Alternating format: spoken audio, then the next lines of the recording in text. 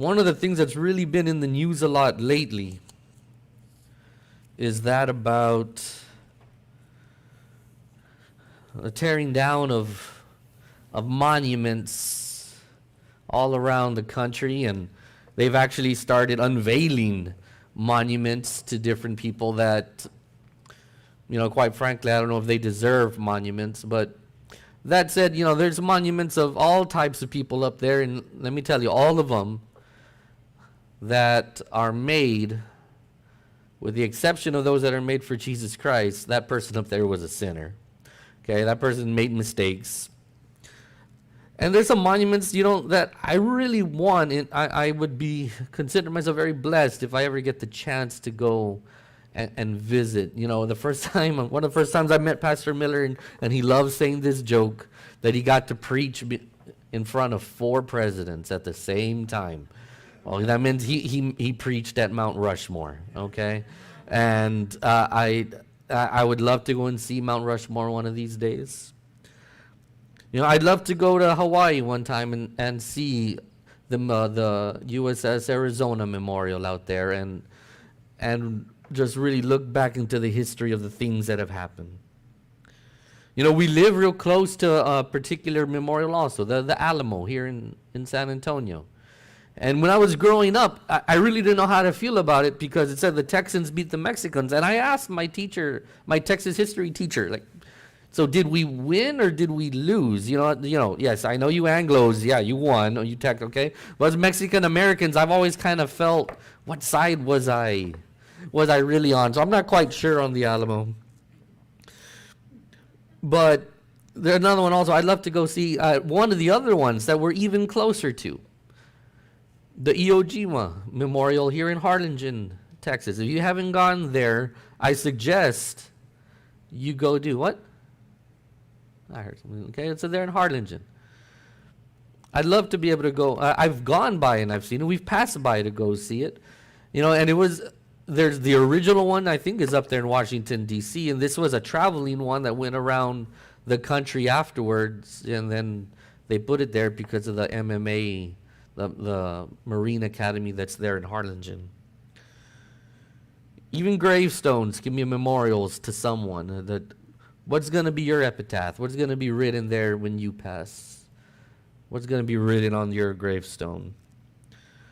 In the Old Testament, we see a lot of times where when something really important happened, they built an altar or they built a memorial. They built something to commemorate a very special occasion. When Noah landed finally on dry ground, one of the first things he did was he built him an altar to offer up sacrifices. When Abraham was still Abram, and he spoke to God, and God told him about the promised land, he built an altar there. When Jacob was running away from his brother Esau in Genesis 35, God spoke to Jacob and told him where he must go and the plans that he had for Jacob. And he said that he would bless Jacob, that he would honor the birthright to Jacob. And there where God spoke to Jacob, Jacob built himself a memorial. We also see in Exodus where Moses built a memorial where he spoke, where God first spoke to him, telling him what he wanted him to do. In Gideon, after God miraculously won a battle where Gideon didn't even have to fight, he also put there a memorial. In fact, the whole tabernacle that was made for God was one giant memorial that held there not only the Ark of the Covenant, but basically it served as a memorial to all the people there to remind them of what they experienced in Egypt and what God brought them out from. In Exodus chapter 17, I just would like to read real quick here. God shows purposes of why he does things.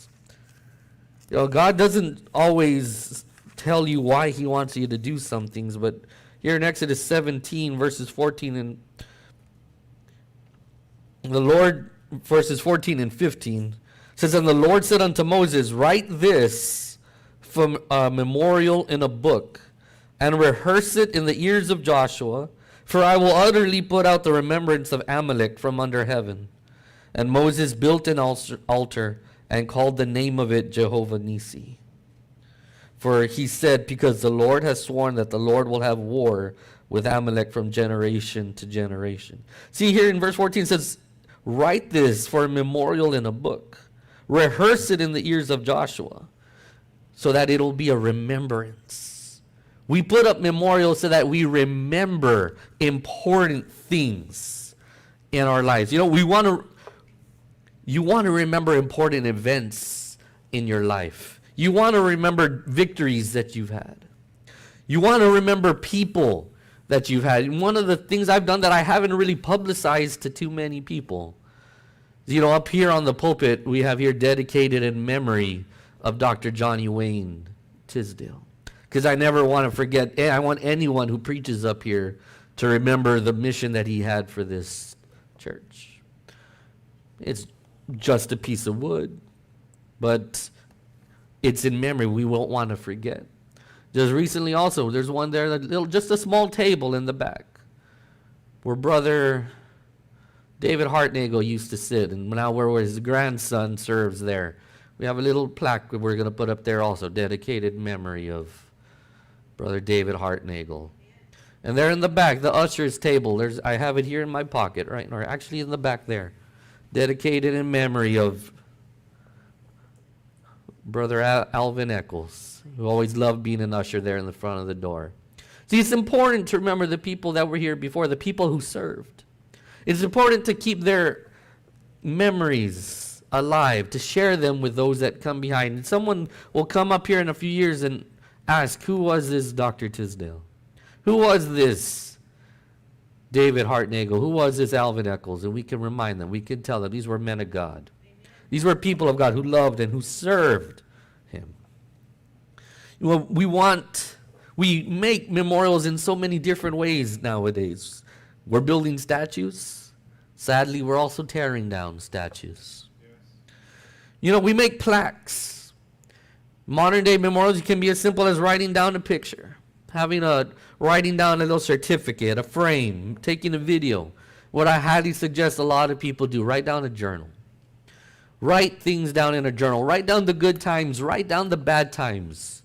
Write down the times that all of a sudden out of nowhere God showed up in your life, so that you can look back on that journal. And I talked this morning about storms in our lives. Write down some of those storms. You don't want to forget the lesson that you learned. Let me tell you, the last thing you want is to go through a storm, not fully learn the lesson, and then God have to send that storm again later to have you relearn that lesson that first storm gave you. It makes me sad when I look across the country and I see all the statues that people are tearing down. Statues of what we've always considered to be American heroes. You know, they were trying to take down statues of Abraham Lincoln because he apparently was a racist. The man who freed the slaves, a racist. Imagine that. Why? Because he didn't do it sooner. Imagine that. Dwight Eisenhower, when he learned of the horrors of the Holocaust.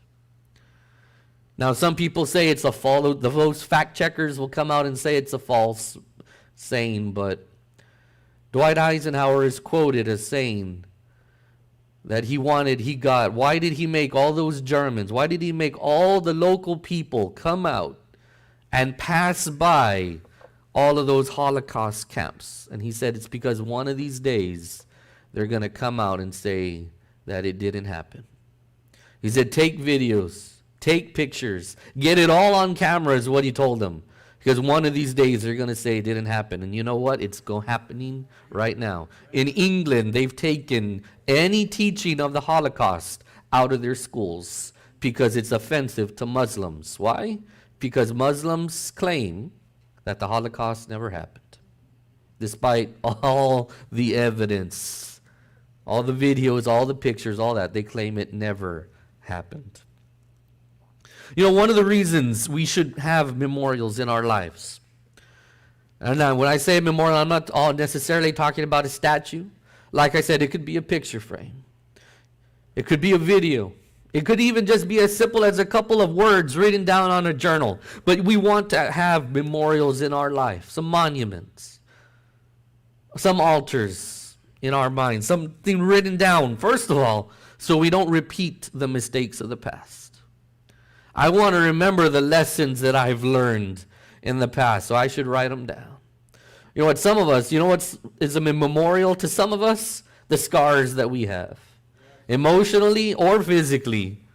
Those scars that we have, it's a memorial. Now, you know what, I know some veterans that have bullet holes and they're scarred, and it's a memorial. It's a reminder to them of the time that they served their country. They did things for others.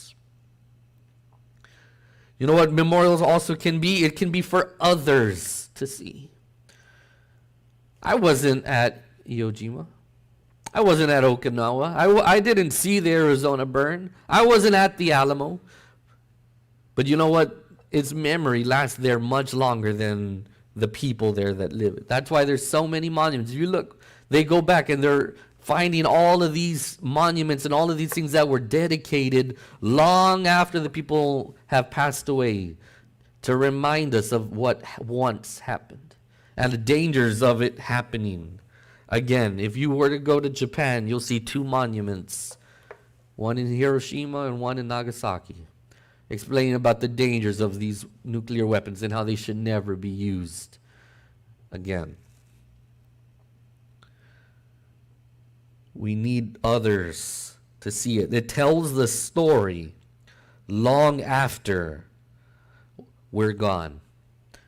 Part of me thinks that's why there's some people out here today. I think that's why the devil's out here working, trying to get so many of these statues knocked down right now, because it's not for us.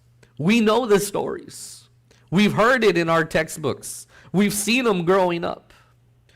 They're attacking movies now, like they're attacking actually a lot of war movies. Why? Because there's not enough females in it. There's not enough transgender people shown in it. I don't remember a lot of transgender females storming the beaches on Normandy. I don't mean to say that as a joke, but this is what's happening out in the world. Now, don't get me wrong. A person is free to live whatever kind of life they want to live. And one of the things that Christians are attacked on is trying to force what our beliefs are onto other people. And you know what? They have scared us Christians into being so quiet that now they are pushing their beliefs onto us, and we're not saying a darn thing about it. We're just letting them do it.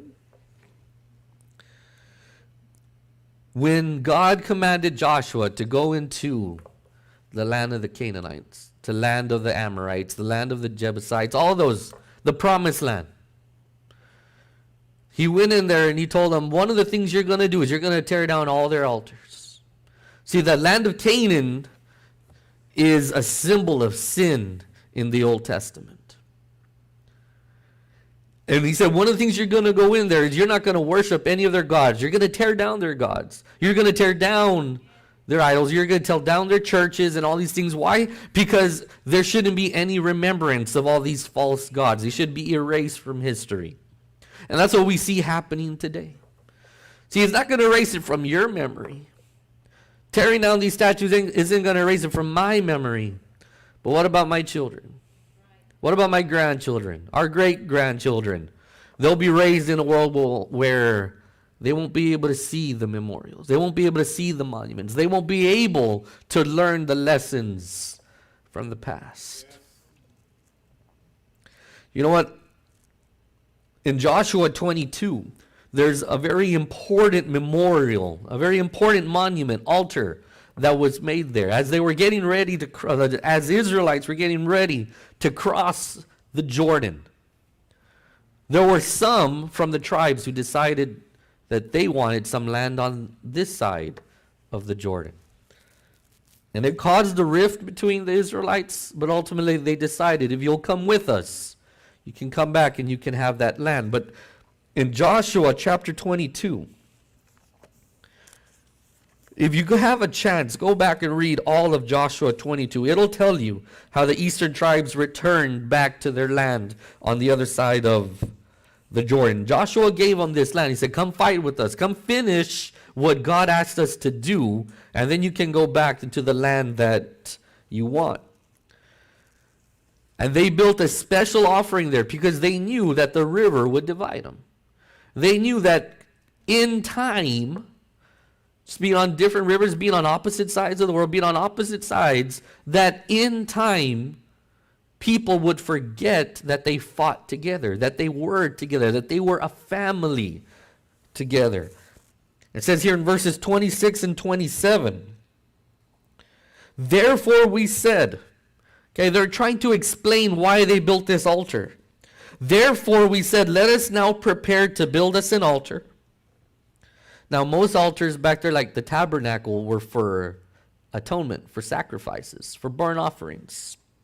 Not for burnt offerings, nor for sacrifice. So then what's this an altar for then? But that it may be a witness between us and you and our generations after us, that we might do the service of the Lord before him with our burnt offerings and with our sacrifices and with our peace offerings, that your children may not say to our children in time to come, ye have no part in the Lord. In other words, it's to serve as a reminder that here we serve the Lord together. We were a family. We were in this together. We might live on opposite sides of the Jordan. We know this, but will our generations after this know this? So that's why we build this monument here now, to serve as a reminder to anyone that comes by what was once done, and for them to remember where they come from, to remember the traditions, to remember the beliefs, to remember what they have been taught by the previous generations. What memorials are you leaving for your family? What things are you leaving behind to say that promise that you said you made for yourself? As for me and my house, we will serve the Lord. It's a promise you made to you and your children.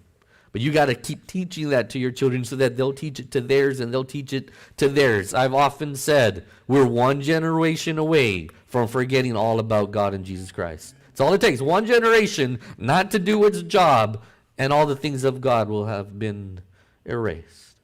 The same thing can happen in America about our history. It just takes one generation to not do its duty in sharing our past, sharing what we've done. I know there's a danger in going to college, liberal colleges, and so many teenagers leave, come back as young adults, and they've changed their ways. But I am extremely happy that I chose the university that I did, Texas A&M. One of the things that they are very strict on are traditions. And they make sure, all the seniors there make sure that are involved in it, that they have taught the next people that come after them and the next people that come after them how different things are run, how things are done. They teach them the Aggie way, the way that things are expected to go. And that's one of the things that I really appreciated about that university. And that's one of the things I really appreciate here about Anchor Bible Baptist Church. This is the way church used to be. I'm glad that I was raised up even in a different church, but they taught me the same hymns that we're singing today. The same doctrine that I'm preaching to you today. It's not something I had to relearn. It says, what good, great men have taught me is what I'm trying to pass on to you now each time I come up here in this pulpit. You know what? We also put up monuments because you know what? Sometimes we feel like quitting, turning around, and giving up. God's told us what he thinks about that. He says, any man that puts his hand to the plow and looks back is not meant for the kingdom of God. We see what also happened to Lot's wife when she turned back. God is really clear about what it is to be able to turn back. But you know what? Even in Moses' time, there they are wandering the desert. They built an altar. And each time they passed that altar, it was a reminder to them not to turn back. A reminder to them of what God had done for them. Each time they saw that altar, to tell them to keep moving forward and not to go back into the life that they had in Egypt. You know what, Christian? We have one big monument in our hearts, in our minds. It's the day that we got saved.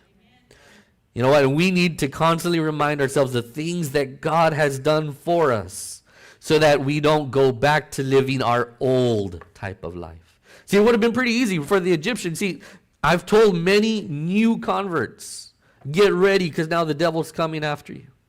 Just like Pharaoh chased Moses and the Israelites as soon as he set them free. The devil, as soon as you know that you have been set free from his power, he's going to come right after you and try to get you. And it's going to seem like you can't have anywhere to go. It's going to look like you're going to have a sea in front of you and an army behind you. And you know what? God's going to come and rescue you. God's going to come and help you. But there were so many Israelites that day that were saying, you brought us out here to die. It would have been better off the way we were. And I've heard that from so many young Christians. Look at my life now. Look at the things that I'm going through now that I wasn't going through before. There was a young man that I know, a former student of mine. Brother Jonathan knows him real well. We know how hard he's trying. He's covered in tattoos. His wife has some tattoos. They have 3 of the cutest little children you've ever seen. We led them to the Lord one time. I'm glad for that. His children have attended VBS the last time we had it. They've been here at every one of our Hallelujah nights too. And he told me, he's like, you know what? I never knew being a Christian was going to be so hard. He said, before if I needed something from my family, I'd just steal some money. Before, if I needed something, I'd just steal it from the door, steal it from the store. I wouldn't care. I'd take care of my family however I could, and I could provide for them. See, but now that I'm trying to do things right, it's so much harder. He said, no one wants to hire me because of my past. So you know what we did? We bought him a long sleeve shirt and a suit, vest, started going out and applying for jobs. And you know what? He was able to at least afford enough to help his wife get into college. Now she's a medical assistant and they're providing for their family the right way, not having to steal, not having to do the things in the past. But it was hard at first. It was hard at first when he came up to me and he said, I can't do it. I can't do it. My family, there's not enough food. There's not enough like we used to have. I was like, just stay the course. Just stay the course. And he did. But too many people, they want to turn back. But you know what? Look back on those things of God, those monuments, those memorials, those special times in your life where God helped you.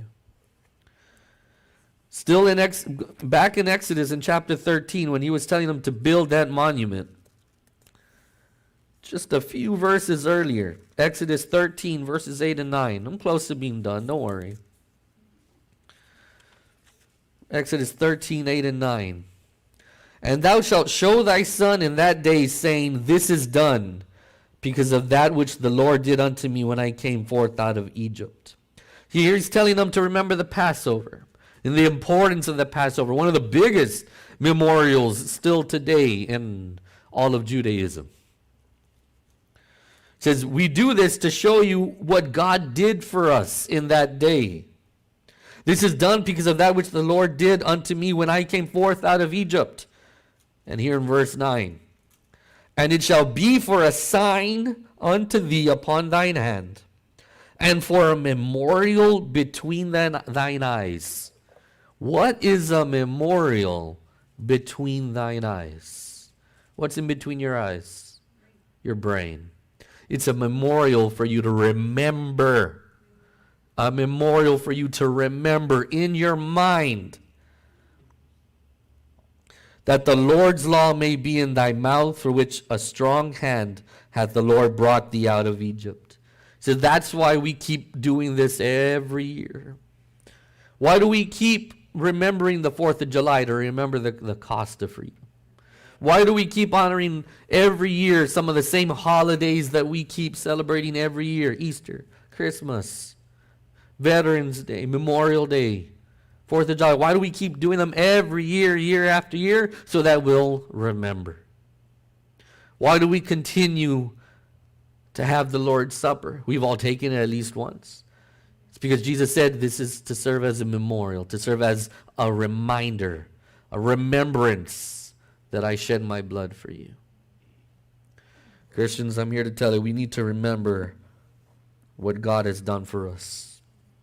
Whether it be a monument, whether it be a statue, whether it be a picture, a video, journal, whatever it is, start making some monuments of the special times in your life, of the big moments in your life. The day you got saved, the day you got married, the day that you had your first kid. All those are special times. You know what? The day you rededicated yourself to Christ. The day you became a Sunday school teacher. The day you started serving the church. The day you made up in your mind, today's the day that I'm going to start going to church every time the doors are open. Those are special days in your life. You know what? The day that you finally were able to tell the gospel to your son or daughter and they got saved. Those are special times. Those are monuments to remember. Something else, save place for future monuments. Don't be in a rush to fill it all up, because you know what? God's not done doing special things in your life. Right. Save room, because you know what? There's still special times ahead. Some of you are praying for loved ones to get saved. Some of you are praying for some miracles to happen in your family's life. Salvation, health, all kinds of things that you're asking God for. Get ready, because God's going to answer a whole bunch of those. God's going to come through. He says, I'm with you. I'm not going to leave you. I'm not going to forsake you. God says, I'm going to fight for you. Let's get ready to have some more memorials built in the future. Let's not forget what God does for us. As the musicians come forward, Miss Marlene, whenever you're ready, you can start playing. I'm here to ask you right now, do you have that one special memorial in your life? Do you have that one moment where you said, Jesus Christ, I now make you my Lord and Savior? Do you have that one monument? Do you have that one memorial where you taught someone you loved the gospel? When you taught it to, when you showed it to them? Do you have that one memorial where you decided, today I surrender my life to serve you, Lord, and whatever you want me to do, here I am, Lord, send me, I'll do it? Do you have that memorial of whenever you came forward and you decided, this is the church where I want to serve, this is the church where our family is going to come and serve the Lord in any way we can? Too many people are forgetting nowadays. They're asking, what can this church do for me? Instead, they should be saying, what can I do to help this church spread the gospel? What can I do to help this church grow closer to the Lord? Lord, send me to serve, not Lord, send me to get blessed. Many of us have those types of memories, those types of memorials. Too many of us, though, we're forgetting them. Let's write them down. Let's ask God. You know what? Ask God, just like in Jeremiah 33:3. Call unto him. Ask him. Call unto him. And you know what? He'll remind you of those special times in your life.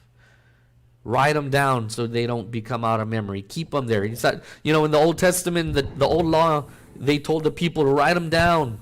Even said, put them on your forehead so you see them every single day, the law of God, so you don't get it out. In other words, don't let it get out of your mind. Don't ever forget these special times you had with the Lord, because it'll keep you closer to him. It'll keep you with him, I promise you.